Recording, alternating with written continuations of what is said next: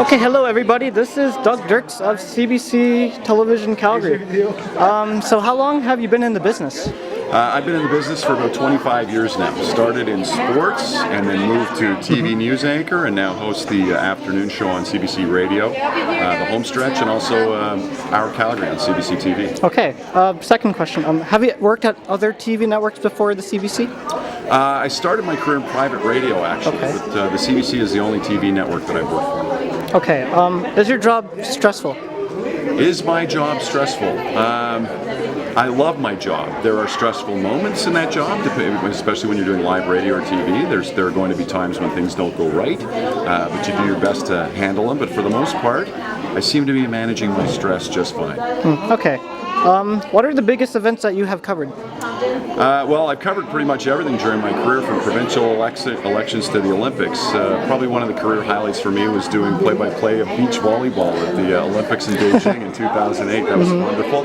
And then, of course, on the sports side, in 2004, I covered the Calgary Flames right through the run to the Stanley Cup Finals, where they lost Game 7 in Tampa. But I just love doing what I do on a daily basis, and now it's great because there's so much variety in radio that every day is a new day, and it's invigorated my career.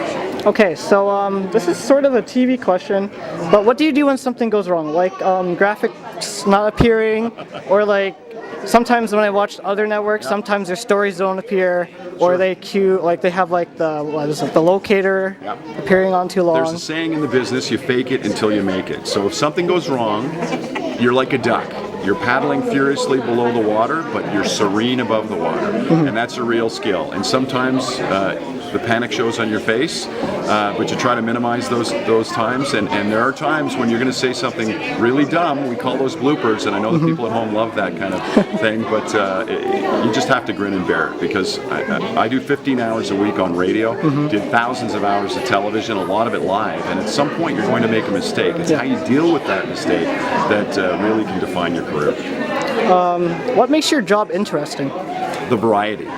Every day is a new day as far as the news and current affairs is concerned. There are, chasing down stories, interviewing interesting people. I mean, I've been so fortunate last 3 years on the Homestretch, and then when I was doing TV as well, to meet some of the big newsmakers, not just locally, provincially, nationally, but internationally as well. So you have an opportunity, you have access to people that you normally wouldn't. Okay, final question. Do you have any advice for people that want to become a journalist like myself? Well, these are changing times, and the thing about journalism right now is that even we don't know where the future is for this business. As you know, there's been a lot of budget cuts at this network and other networks. So what my advice to a young journalist is to hone your writing skills, your presentation skills, and your social media skills, because the future now is digital, as we all know. Most people now are going online to find their news, and they want it now, especially when they're young like yourself.